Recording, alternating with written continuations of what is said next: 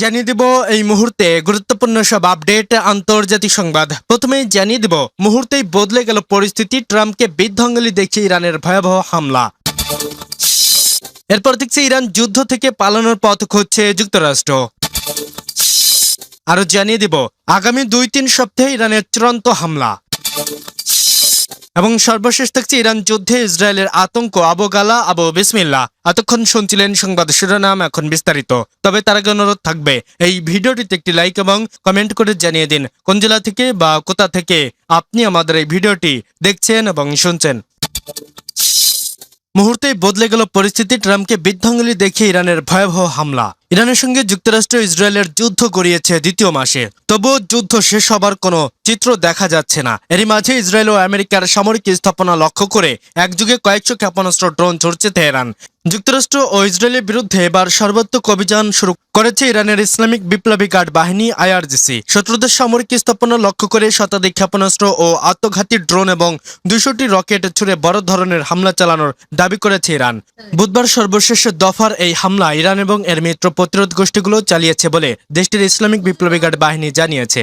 যা সংবাদ মাধ্যম তাসনিম নিউজ এজেন্সির সূত্রে জানা যায়, IRGCর তথ্যমতে এসব হামলায় ইসরায়েলের বিভিন্ন স্থান এবং পারস্য উপসাগরে মার্কিন সামরিক স্থাপনাগুলোকে লক্ষ্যবস্তু করা হয়েছে। এর মধ্যে বাহরাইনে মার্কিন বাহিনীর একটি ঘাঁটি এবং কুয়েতের আল আদরি ঘাঁটিতে একটি মার্কিন হেলিকপ্টার ইউনিট রয়েছে। তাদের দাবি সেখানে একটি হেলিকপ্টার ধ্বংস হয়েছে। ইরানের সম্প্রচার মাধ্যম IRIB প্রকাশিত একটি বিবৃতিতে IRGC বলেছে, সর্বাত্মক শক্তির ব্যবহার করে ইরানের শত্রুদের বিরুদ্ধে এই ধরনের হামলা অব্যাহত থাকবে। সামরিক বাহিনীর ছোড়া ক্ষেপণাস্ত্রের ধ্বংসবশেষ আঘাতে একজন আহত হয়েছেন বলে দেশটির রাষ্ট্রীয় বার্তা সংস্থা WUM জানিয়েছে। এর আগে আমিরাতের ফুজাইরাতে ড্রোন ভূপাতিত করেছে দেশটির সামরিক বাহিনী। এ সময় ক্ষেপণাস্ত্রের ধ্বংসবশেষের আঘাতে দেশটির অন্তত একজন প্রবাসী নিহত হয়েছে। বাহরাইনের সামরিক বাহিনী বলছে, যুদ্ধ চলাকালীন বাহরাইনের আকাশ প্রতিরক্ষা ব্যবস্থার মাধ্যমে ইরান থেকে ছোড়া 186টি ক্ষেপণাস্ত্র এবং 419টি ড্রোন ভূপাতিত করা হয়েছে। ইরান এই হামলাকে তাদের প্রতিরোধ ফ্রন্টের একটি সম্মিলিত শক্তি প্রদর্শন হিসেবে দেখাচ্ছে। মধ্যপ্রাচ্যে এই অস্থিতিশীল পরিস্থিতি এর বিশ্বে রাজনীতির বড় ধরনের অস্থিরতা তৈরি করছে। ইরান যুদ্ধ থেকে পালানোর পথ খুঁজছে যুক্তরাষ্ট্র। যুক্তরাষ্ট্র ভেবেছিল 2003 সালে ইরাকের শক অ্যান্ড ওয়া আক্রমণ কৌশলের মতো ইরানও আচমকা অভিযান চালিয়ে খুব সহজেই লক্ষ্য অর্জন করবে মার্কিন বাহিনী। কিন্তু যুদ্ধের 1 মাস পেরোলেও তার কোনো বিন্দুমাত্র আলামত দেখা যাচ্ছে না। ইরাক যুদ্ধের শিক্ষা নিয়ে এবার পশ্চিমা সামরিক জোটের ন্যাটো মুখ ফিরিয়ে নিয়েছে। ইরানের যুদ্ধ নিজের পায়তারা নিজেই পড়তে চলেছে মার্কিন যুক্তরাষ্ট্র, আর তাই ইরান যুদ্ধ থেকে পালানোর পথ খুঁজছে যুক্তরাষ্ট্র। 2003 সালে ইরাক যুদ্ধের সময় মার্কিন সামরিক বাহিনী এক শক অ্যান্ড ও অকৌশল ব্যাপকভাবে ব্যবহার করেছিল। এর মাধ্যমে ব্যাপক বোমা হামলা চালিয়ে শত্রুপক্ষকে শুরুতেই মানসিকভাবে ভেঙে দেওয়া হয়। প্রতিপক্ষের প্রচণ্ড শক্তিশালী হামলায় শত্রুপক্ষ হতভম্ব ও আতঙ্কিত হয়ে পড়ে এবং দ্রুত সিদ্ধান্ত গ্রহণের ব্যর্থ হয়ে পড়ে। যুক্তরাষ্ট্রের এমন হামলায় ধ্বংসের মুখে পড়ে একসময় প্রভাবশালী দেশ ইরাক। ইরানের ক্ষেত্রেও একই কৌশল প্রয়োগ করেছিল যুক্তরাষ্ট্র, তবে দীর্ঘদিন ধরে প্রস্তুতি নেওয়া কৌশলে ইরানের কাছে ব্যর্থ হয় যুক্তরাষ্ট্রের এ কৌশল। দেশটির শীর্ষ নেতৃত্বের অনেকেই নিহত হলেও শত্রু পাল্টা প্রতিরোধে উল্টো মার্কিন ইসরায়েলি বাহিনী বিপর্যয়ের মুখে পড়ে। ইরানের কৌশলের মূল রয়েছে অসম ও দীর্ঘমেয়াদী যুদ্ধ কৌশল। এছাড়াও দেশটির মোজাইক প্রতিরক্ষা কৌশল গ্রহণ করাই ইরানের বিরুদ্ধে জয়লাভ করা যুক্তরাষ্ট্রের জন্য এরকম অসম্ভব ব্যাপার হয়ে দাঁড়িয়েছে। এদিকে ইরানের বিরুদ্ধে যুদ্ধে জড়াতে ট্রাম্পের আহ্বান সাড়া দেয়নি পশ্চিমা সামরিক জোট ন্যাটো ও তার দীর্ঘদিনের জোট সঙ্গীরা। ন্যাটোভুক্ত দেশ স্পেন তো সরাসরি মার্কিন যুক্তরাষ্ট্রকে দেশটির সকল ধরনের ঘাঁটি এমনকি তাদের আকাশসীমা বন্ধেরও কথা জানিয়েছে। ন্যাটো ও জোট সঙ্গীদের এমন আচরণে এমনকি ন্যাটো থেকে বের হয়ে যাওয়ার কথাও জানান তিনি। সম্প্রতি ব্রিটিশ বার্তা সংস্থা রয়টার্সকে দেওয়া এক সাক্ষাৎকারে মার্কিন প্রেসিডেন্ট ডোনাল্ড ট্রাম্প ইরান যুদ্ধ থেকে দ্রুত বেরিয়ে যাওয়ার কথা জানান। এ সময় তিনি ন্যাটোর প্রতি তার বিরক্তি প্রকাশ করে বলেন, ইরানের যুক্তরাষ্ট্রের উদ্দেশ্য পূরণে জোর সমর্থন দিচ্ছে না, এমনকি হরমুজ প্রণালী দিয়ে তেল পরিবহনের নিরাপদ পথ বজায় রাখতে সাহায্যের অনুরোধ ইউরোপীয় মিত্ররা ফিরিয়ে দিয়েছে বলে ক্ষোভ প্রকাশ করেন ট্রাম্প এবং তার শীর্ষ কর্মকর্তারা যুদ্ধ শেষ করার জন্য বিভিন্ন সময়সীমা প্রস্তাব করেছেন। সম্প্রতি ডোনাল্ড ট্রাম্প 2 দিক থেকে 3 সপ্তাহের মধ্যে ইরানের বিরুদ্ধে সামরিক অভিযান শেষ হতে পারে বলেও মন্তব্য করেন। ট্রাম্পের এই মন্তব্য স্পষ্ট তিনি যে কোনো মূল্যে ইরান যুদ্ধ শেষ করতে চাইছেন। আগামী 2-3 সপ্তাহে ইরানের চূড়ান্ত হামলা। ইরান যুদ্ধের পক্ষে আবারও সাফাই গাইলেন মার্কিন president Donald Trump. White house থেকে জাতির উদ্দেশ্যে দেওয়া ভাষণে তিনি বলেন, লক্ষ্য প্রায় সম্পূর্ণ।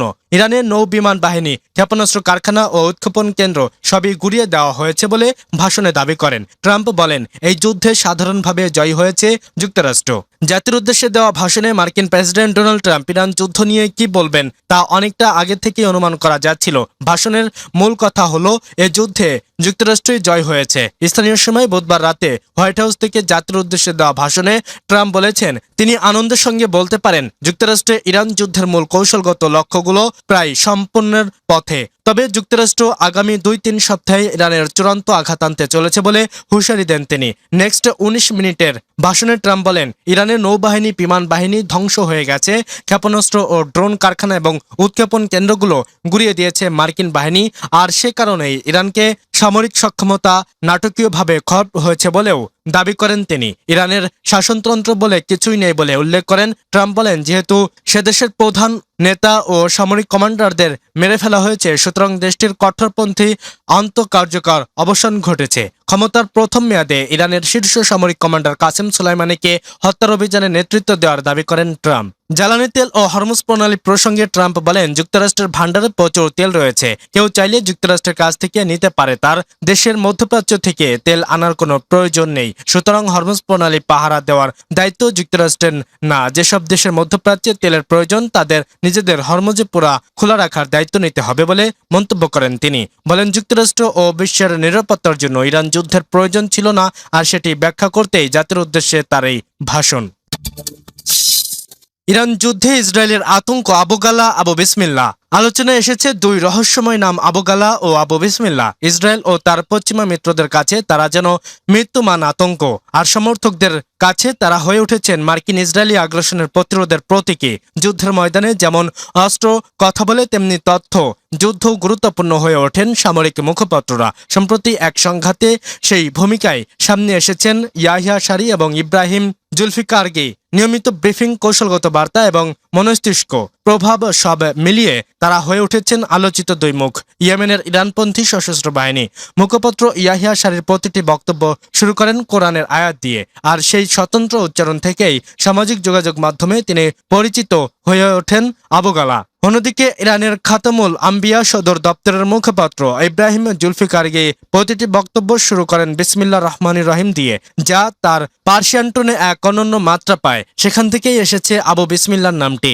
আবু শব্দের অবিধানিক অর্থ বাবা হলেও আরব সংস্কৃতিতে এটি পরিচিত বা বৈশিষ্ট্যের প্রতীক হিসেবেও ব্যাহত হয়। সেই ধারাবাহিকতায় এই দুই মুখপাত্র তাদের স্বতন্ত্র ভঙ্গির কারণেই এমন ডাক নামে পরিচিত পেয়েছেন। বিশ্লেষকদের মতে, আধুনিক যুদ্ধের শুধু অস্ত্র নয়, তথ্য ও মনস্তিষ্কের লড়াই সমান গুরুত্বপূর্ণ।